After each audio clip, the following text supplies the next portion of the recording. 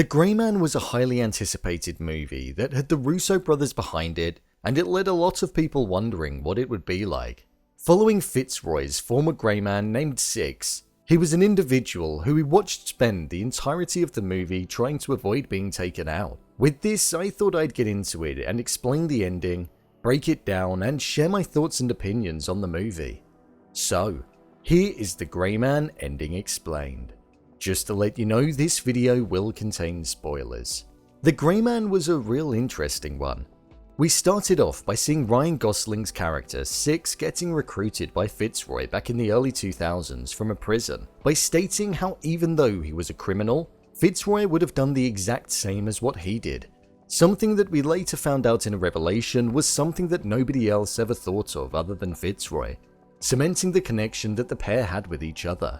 After this, we quickly cut to the present day, which was 18 years later, where we saw Six taking out a target for somebody called Denny Carmichael, who had essentially taken over command following Fitzroy's retirement.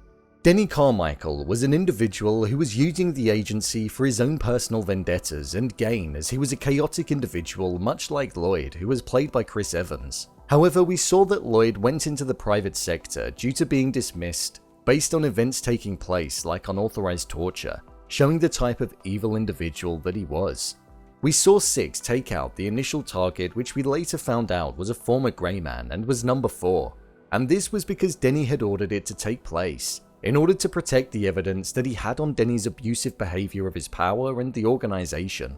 This then became the main plot of the movie, aiming to get the evidence, destroy it, and take out Six, the last remaining Grey Man from the regime. The agency then decided to bring in Lloyd, an outsourced agent that could essentially get anybody that he set his eyes on, due to the fact that he had no morals, and was prepared to do anything to do so.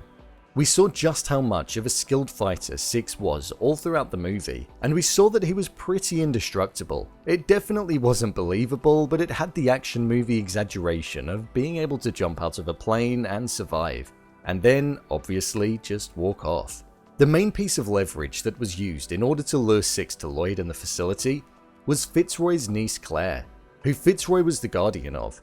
She was a music lover who had a pacemaker put into her heart, which we later found out was used as a tracking device which enabled both Six and Danny, who was a former agent who saw the light by being exposed to the wrongdoings of the organization, and then teaming up with Six to be able to head there. We saw both of them obliterate the facility where they were keeping Claire and Fitzroy, and they managed to get Claire out of there. Throughout all of this, she was the top priority. As we saw in the flashback, she stated that they were basically family, as both herself and Six claimed that Fitzroy was the only family that they had, which essentially made them have a connection. Hence why as soon as he found out that Lloyd had the girl, you could sense his motives changed by his facial expressions. Fitzroy ultimately sacrificed himself in order to allow Six and his niece to be able to escape.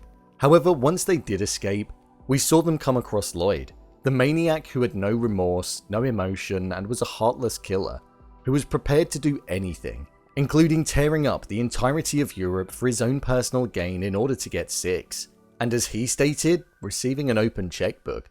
We saw the two battle it out in a final fight where it was extremely entertaining and interesting to see just how matched these two were. They were both characters that held extremely similar traits, just one was seen as good and the other as evil. As we saw Six have the upper hand and looked like he was going to finish it off, we saw Suzanne fired at Lloyd and claimed that Six needed to cooperate moving forward, in stating that he killed him, and that Lloyd will take the blame for all of the chaos that unfolded. We got the revelation that herself, Lloyd, and Denny all went to Harvard together, but she was overlooked in the group and not thought highly of, and that was something that even carried through to them working in the agency. She saw this as her moment to be able to rise up the ranks and garner more respect, which we did see her do in the ending. She held more confidence to what we saw her have earlier on in the movie. In the final fight, we saw Six channel his emotions in order to garner more strength. Moments before this, we found out why he was in prison, and it was due to the fact that he killed his father. His father used to be abusive towards himself and his brother, and in a moment where it looked as though his father was going to kill his brother, when Six was younger, he walked in and killed him. During the fight, we saw the mirrored scene of his father holding his head underwater when he was a child, then cutting to Lloyd as he was doing it there. It added weight to the moment for sure, but I didn't feel like we'd learned enough about Six and his father, and the hold that it had over him in order for it to be the reason as to why he managed to garner up the strength to make a difference. As an agent, I feel he'd probably been in other encounters pretty similar to this one, but this felt like it was the first time he had, and he needed to use the memory to get through it. After Lloyd had been defeated, the agency was let off due to the fabricated story that Suzanne was leading. We found out that Six was cooperating with the story and was being held in a high security facility, where he was in the basement. But after we witnessed Denny destroy his evidence, meaning that nobody would ever know about all of his wrongdoings, we saw Denny and Suzanne go into the basement where he was being kept, and he was then gone. He had taken out everybody in his path, tying into the sentence previously stated where Denny said that Suzanne should have taken him out, showing that Denny did know better. We saw that he was in fact on his way to Claire to retrieve her from the agents that were essentially keeping her captive. As she walked into her room, we saw her play the record that was played earlier on in the episode, where Six took out agents that tried to break into her house, where we then saw the same events take place in the modern day. Six then arrived at the door ready to take her and to go off and be a family together. I found this movie extremely average. I would have liked to have enjoyed it as Gosling was good as Six, and Evans was great as the character Lloyd, who had evil intentions and was quite a unique character. But it just felt like the story that surrounded it just felt a little thin and lacked any real substance.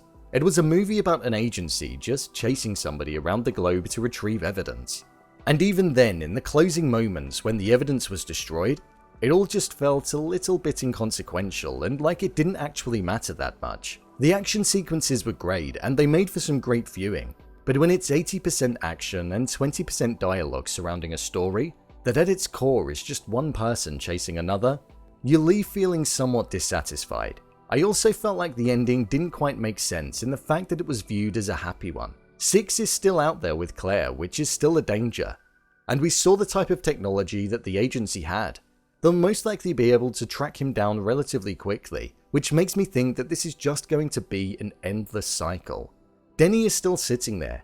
He didn't lose his job, so he could potentially replicate this whole thing again. Granted, there's now no evidence of his actions, so maybe there's no motive and he might not be inclined to do so, unless Suzanne still has the evidence, based on the fact that we saw her retrieve it, and she may want to seek revenge, especially after she uttered that it would be a mistake to not view her as a threat.